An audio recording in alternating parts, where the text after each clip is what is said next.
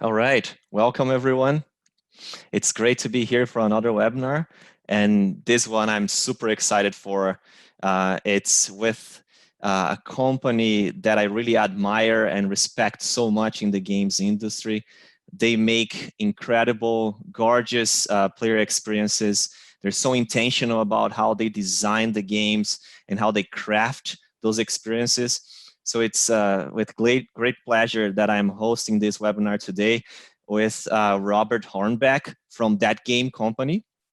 And we will do intros very shortly here. We're going to have a conversation, and then there will be time for Q&A. So that said, because we have prepared a lot of content for us to go through and offer you maximum value, we might not get to a couple of the content we have just to favor the question time to make sure you get those in as well. And I wanted to mention that I'm also joined by Leah from Two Hats marketing team. The awesome Leah is here to help us with logistics. She really organized this webinar. I wanted to thank her for all her help, and she will be fielding questions for us too. So thank you, Leah, so much. My name is Carlos Figueiredo, and I'm Director of Community Trust and Safety here at Two Hat. It's a pleasure to be joined by a very special guest today, Robert Hornbek, who works for That Game Company. And my understanding is you're on the community side, you are on the support side of things, and it's such a pleasure to have you here, Robert. Yeah, thanks for having me, Carlos. I'm excited. Awesome. So as we get started here, Robert, I would love for us to tell us more about your role. I know that your role has been evolving, right, since you joined the company, and I would love to know how it relates to player safety. If you can tell us more about that, please. Yeah, absolutely. Yeah, so I've been at the company for about 3 years. While my title is essentially community developer, a lot of what I do is customer support related. At least recently, that's been kind of my primary focus. So you could call it customer support manager or coordinator, because a lot of what I do is coordinating between kind of the development team in-house and our kind of outsourced customer support agent team. And they have their own leads and managers, but I work closely with them to make sure that they have all the tools and information that they need. Recently, we actually hired a customer support director who's kind of helping with a lot more of a strategy for customer support. So my focus has been a lot more in kind of like the tools and making sure that all of the dashboards and information is provided to the team. And of course, working with Two Hat with some of the chat filter stuff. Excellent. So I know we have a lot to talk about then in many different areas. It would be great, Robert, if you could tell us, for those of us who don't know Sky, Children of the Light, can you tell us about the game, please? Yeah, so one of my favorite descriptions of Sky is a social adventure game. It's kind of a mix between an MMO and like a social network. In the way that, you know, there's this kind of gorgeous, beautiful world with narrative elements that you have to explore and challenges to overcome. But there's a lot of social elements to it about building out friend networks and connecting with other people, and how it's maybe similar to an MMO. It's like building groups or getting groups of people together to overcome those challenges and go on those adventures kind of together. There's of course a main narrative element of the game, which is, you know, something that every player will want to play through at least once. But once you get through that, and as you start to build those networks of friends, you get to then start exploring the deeper elements of the game. It's such a gorgeous game. I've been really impressed by the sound design, of course, the game design, and the deep thought that has gone into the player journey and the interactions that you craft and facilitate there. And I know we're going to get to that later on in our conversation, but right now I wanted to really frame our conversation, because I think you have amazing thoughts around this. Why is player safety so critical, so important for That Game Company? Yeah, so the social aspect of the game is probably what's evolved the most since Sky has come out, and it's what our community's really kind of latched onto a lot. As I mentioned, players form groups and friendships within the game to explore the game, but it's also become kind of a hub for people to communicate and socialize online, just like people might do on Facebook and other social networks. But because of that, and because we are encouraging players to essentially play together and socialize, we have had to think a lot about like how that's going to impact on that experience, and of course, coming from other online games and knowing what the online community can be like, it comes down to kind of try and figure out how can we make sure that this wholesome experience stays wholesome. So a big part of that is just kind of trying to you know uh, keep an eye on what players are doing as they're playing the game, but also thinking ahead about like anticipating what players might be doing with all the little features and tools that we've been giving them. Excellent. Thinking about that element of social play, I know that with your games, it has been really like an evolution of one way that I looked at that in the past, that I heard it, that I really appreciate is this. It went from introspection, right, with your first games that you're really like playing, having that experience on your own. And then it evolved over the new games that you launched. And then there was Journey, of course, with the brilliant communication system that's like the pinging system that you have there, a very creative, unique way for players to interact. And then you got to Sky, right? Like your latest release, which is really like pushing the boundaries of what social play can be. So I Yeah. wanted to ask you, what is like, how has that journey been, like no pun intended, or all the puns intended perhaps, to Better Together, which is something I know you talk about. Yes. Yeah, it's so this Better Together is something that I hear often. This has kind of been a big part of, uh, you know, the game's development, and it comes from Journey in a lot of ways. A lot of people were touched by the experience that they had with Journey, and a big part of it was interacting with another player when they would show up in the game. And so, Sky in a lot of ways, kind of takes that feeling and that experience and doubles down on it a little bit more, or a lot more in a lot of cases. But this idea of better together, everything should be better together in the game. There's a lot of things you can do by yourself. In most cases, you can even beat the game by yourself. But things become easier, they become better, more exciting when you're playing with others. And trying to kind of find that balance, has been a challenge, but it's also been very rewarding because that's when we get to see how players, take that kind of experience. They end up showing us also how things can be better together. And like an example of this might be the way they help each other through a challenge. One person might not have as many resources as two, but together they've got enough to, get past a scary monster or fly higher than they could before by themselves. That's fantastic. It's great to see the social benefit as it's part of the design, right, of the game. So playing together does lead to better outcomes, which I think that's very intentional, and that's awesome. Does that mean as well, Robert, that having new social elements to your game compared to the previous games, does it bring a new whole challenge and approach to community, to how you see those things? Um, yes and no. I've worked on prior online games, and they all have their own kind of separate challenges. When it comes down to it, like there's also a lot of similarities, right? You know, the moment you introduce a chat system, you have the challenge of what are people going to say? How are people going to weaponize chat? When you have emote systems, that allow players to express themselves in the game, with all the best intentions, how are people going to take advantage of that?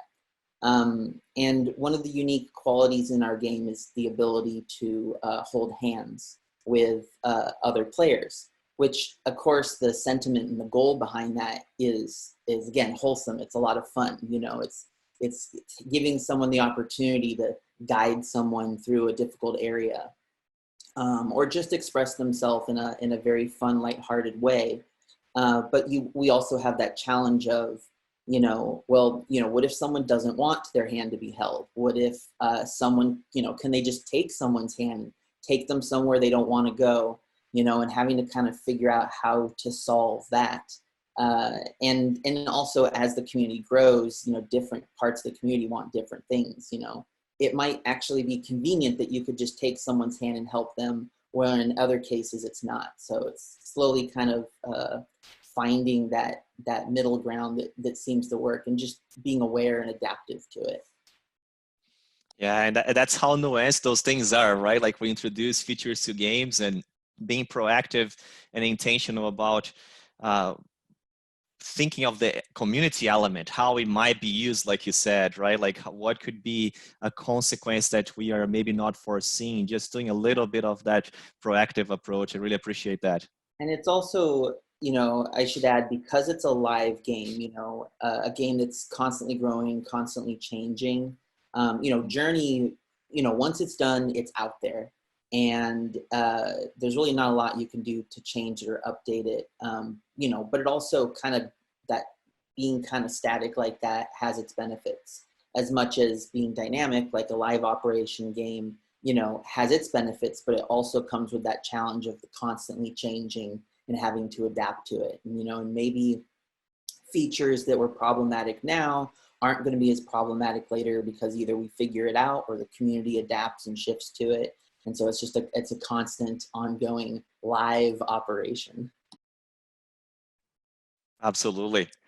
So talking about, going from that idea of holding hands, from the idea of friendship, you actively encourage a lot of productive, positive interactions in the game, right?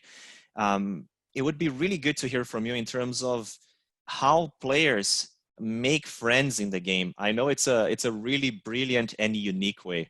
Yeah. So yeah, I think it's important to note that while it can be kind of related to an MMO in the way that you make friends and connect with people like that, it's also unique in the sense that Sky's friendship system is more of a system and a gameplay element than any other MMO I've ever experienced. Everything is kind of broken up into essentially a relationship type progression. In a lot of games, once you find someone you want to hang out with, you can add them to your friends list, and there might be some other ways to kind of unlock or open that, such as through guilds and different channels. But it's usually kind of a one and done situation. In Sky, however, when you first meet someone, they actually appear as kind of a colorless, almost shapeless looking character. And so you don't really know who they are. And in order to kind of introduce yourself or meet them for the first time, you do what I call illuminating them. And in the game, you literally take your candle and you pull it out and you kind of use it to reveal what the player actually looks like. And so doing this brings color to the character. All of the cosmetic choices that they've made are now visualized. You can see their hair and their cape and the colors that they chose. And this is kind of like a nice little, introduction or kind of like reveal of who the person is.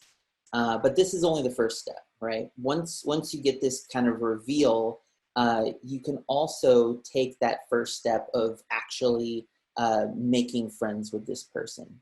And when you go to make friends with someone, you again use this candle to kind of offer the friendship to them. And this is something that they have to choose to accept as well. So you're not just adding them to a friends list, you're actually saying, hey, I'd like to make you my friend. Do you accept this offer? Which I think is unique to, to some games and some social networks. Of course, you have to opt in, do you want to be followed by someone in some cases? But this kind of the ceremony of it, I think, is what makes it more heartfelt. And once you've done this, once you've actually chosen to be friends with each other, the first kind of gesture that you make is that you give each other a name. So if I was making friends with Carlos for the first time, I wouldn't know what his name is or, who he was, but based on perhaps my interactions with him, the way the character looks, how I'm feeling that day, I can give this person a name. And Carlos would do the same for me. And again, that's just kind of the first step in a long chain of relationship kind of building things within the game. Later, you can unlock the hand holding, you can do high fives, hugs. Later on, you can even high five with each other. And then the ultimate kind of gift that you have for each other is unlocking chat, where you can actually talk to each other and get to know each other a lot more. It's really that element of mimicking an offline relationship, right? You get to know somebody, you become more aware of what they are like, and then you start having other levels of conversations, and you expand that friendship. So I think that's really brilliant. And I wanted to ask you a bonus one here too, because I know that you have those social hubs in the game. I would love to hear more about that, even the initiation ceremonies that happen there. Absolutely, yeah. So the very kind of like, we call it home space or home, is kind of your starting point to the game. And this is where your portals are to all the different worlds. And this is where players can kind of pop in. Most of the time it'll be people that you know, but occasionally it'll be people you don't.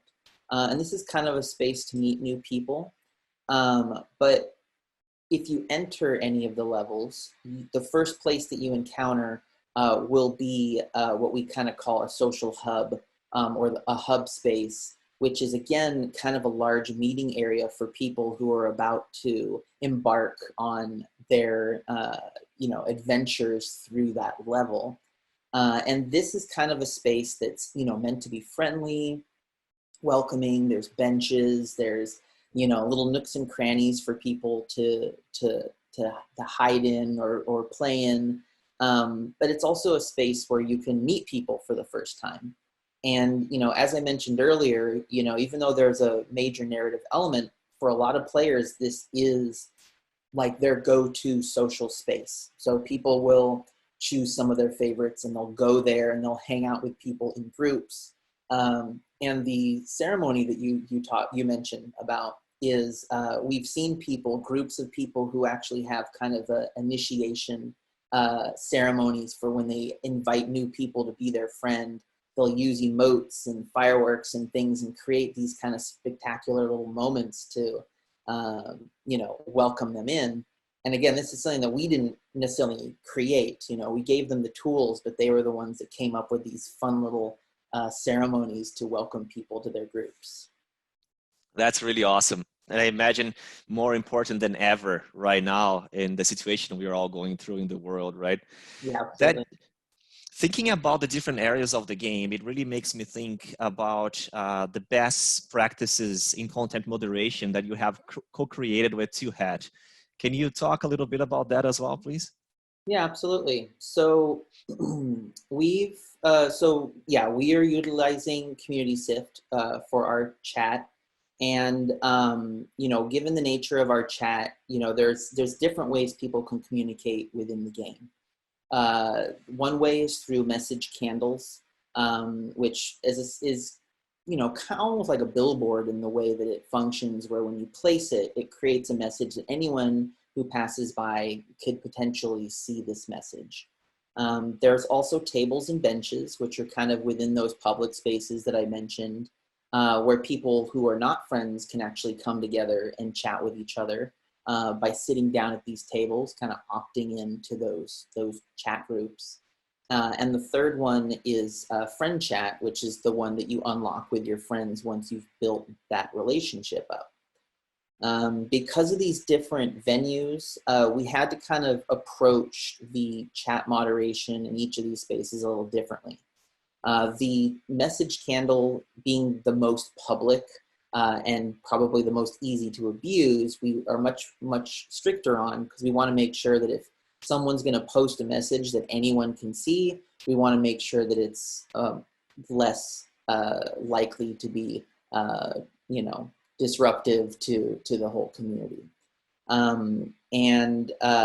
We loosen up a little bit at the tables and benches because we want people to be able to express themselves a little bit more. If the conversation is maybe not going in the direction you're as comfortable with, you have more opportunity to kind of leave that table and be like, all right, they're talking about some, fandom that maybe I'm not as interested in, or I don't like sports, so I'm going to go somewhere else. And the friend chat is much looser because, of course, you've built a relationship. Hopefully you're at the point where you can actually feel comfortable being open with each other. And we differentiate these essentially using chat policies within Community Sift. Each policy is kind of like our guidelines for what is kind of allowed within those spaces. So, and I'm not sure how familiar the viewers are with the chat policies, but essentially they just kind of differentiate what is and is not allowed within those spaces. That flexibility is really critical, right?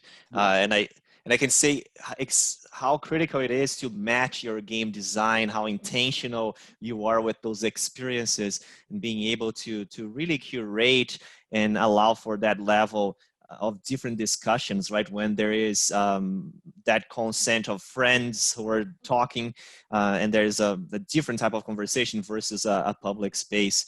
Right. So that sounds really cool.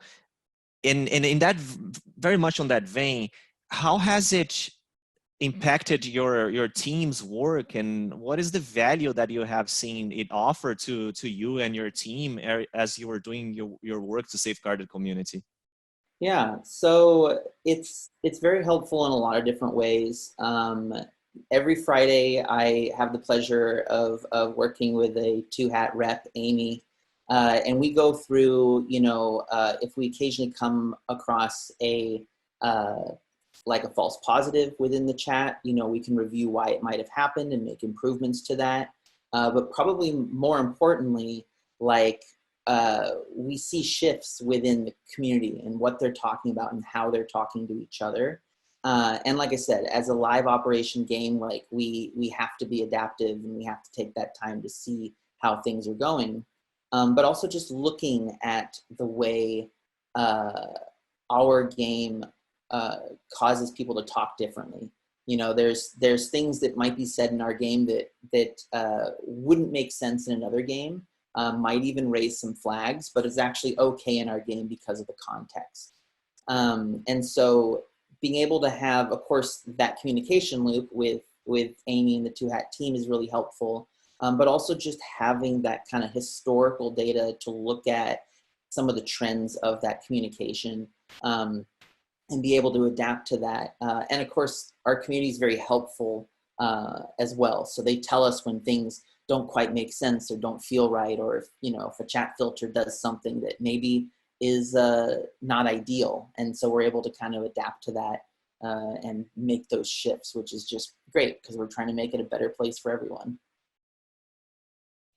It sounds like a really cool relationship, and Amy is fantastic. So I'm very biased. Like she's really fantastic and has such a deep knowledge, and I'm really glad that you're well taken care of there.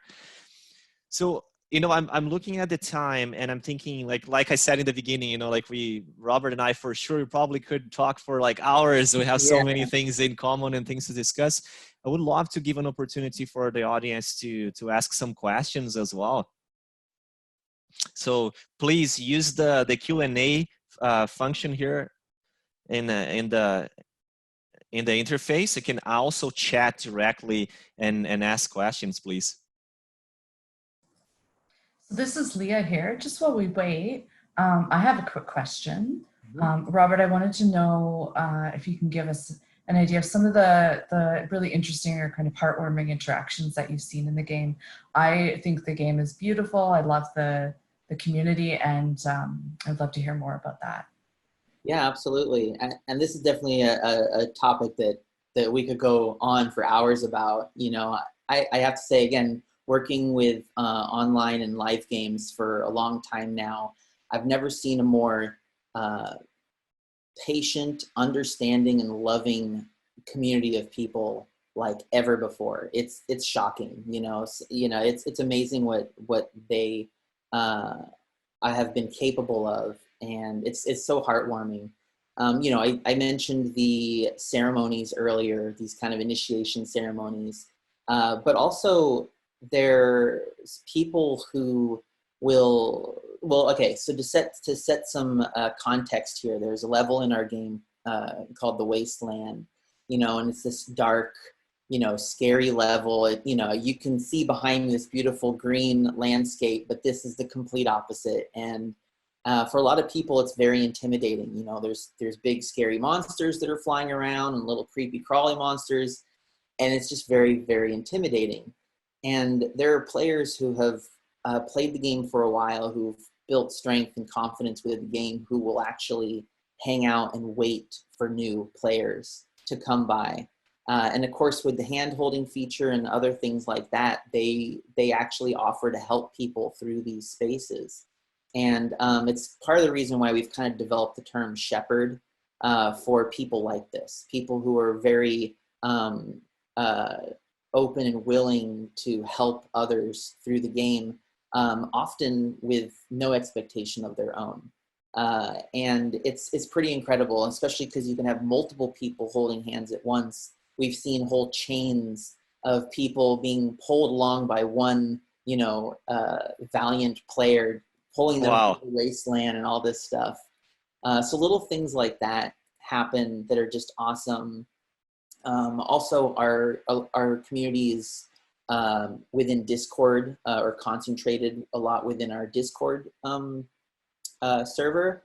And so sometimes, again, new players will need help getting certain items or things, and other people will just start jumping in like, I'll help, I can help you. And I mean, heck, just the other day, I jumped into one of the Discord channels to answer questions, and I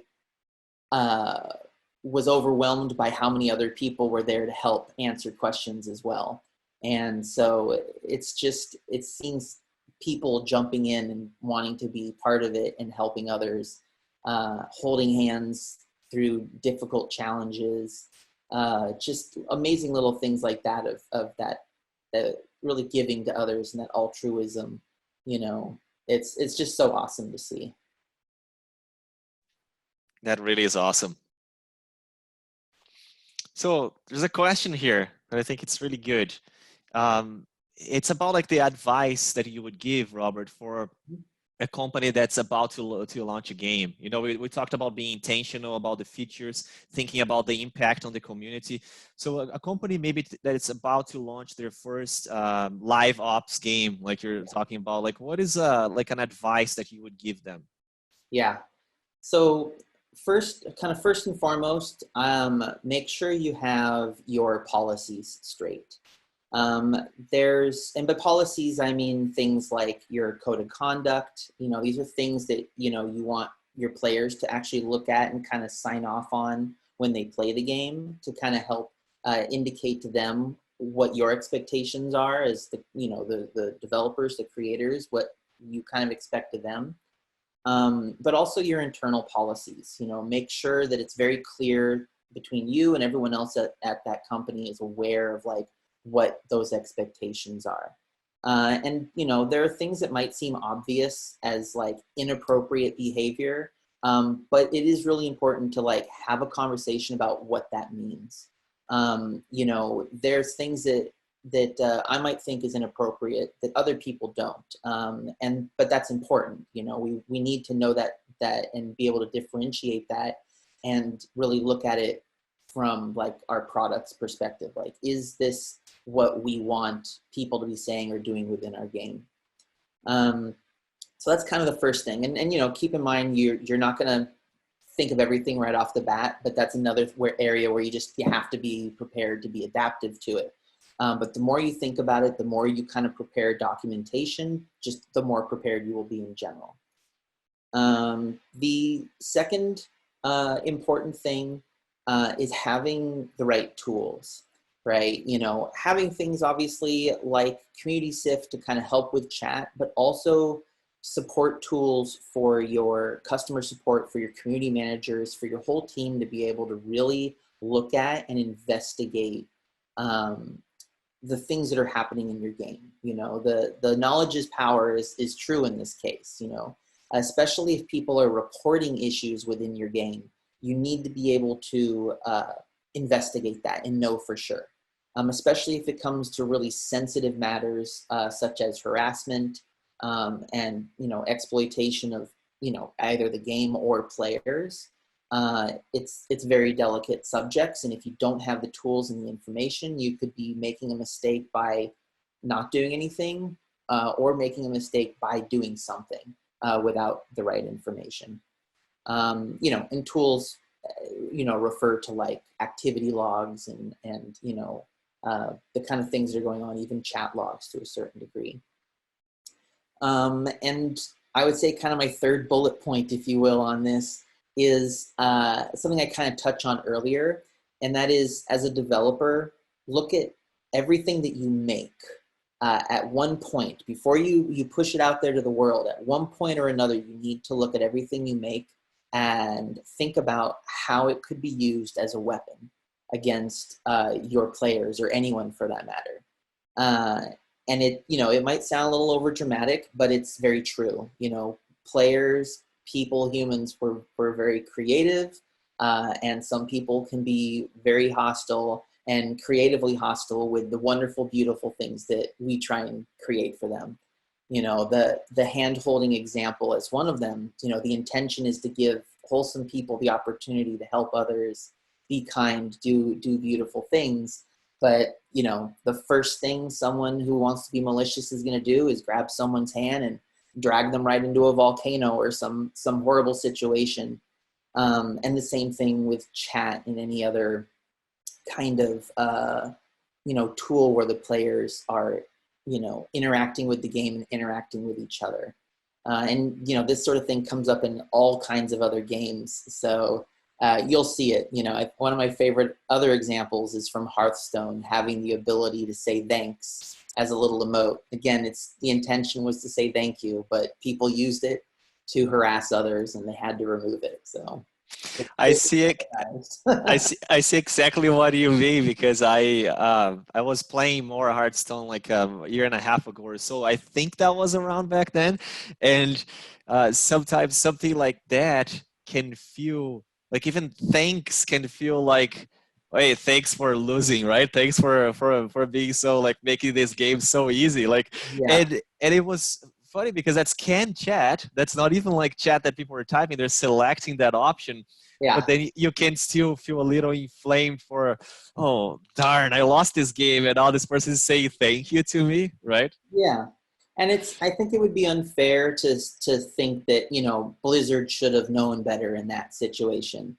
But, you know, it was ultimately their responsibility to address it after the fact and do something about it, you know. And so that's perhaps the fourth bullet point, is just be flexible, be prepared, and ready to make changes and adapt to the way the community uses your product and all of that.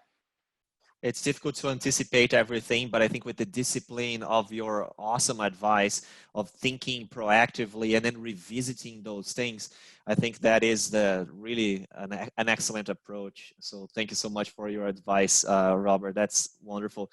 And like Leah said there, we'll also have the webinar recorded, so folks can have access to that later on, to all those awesome tips. And I think we got to the time right now, but so thankful, so happy to have done this webinar with you, Robert. Thank you so much. Thank you, Leah, as well. And I hope people saw the value in what we discussed today. And for sure, I hope everybody goes and tries Sky Children of the Light, now available on both Android and iOS, right? Yeah. Yes. Awesome. So there will be the link there that you can check, and you can play the game and just see how amazing that community is. And I think it's also an awesome exercise for game developers to really see how you can stretch what's possible in terms of social features. So I hope people have fun. Awesome. Thank you again for having me here, and thanks everyone for joining us. And as always, see you in the skies. Awesome. Thank you, everyone. I'll see you later.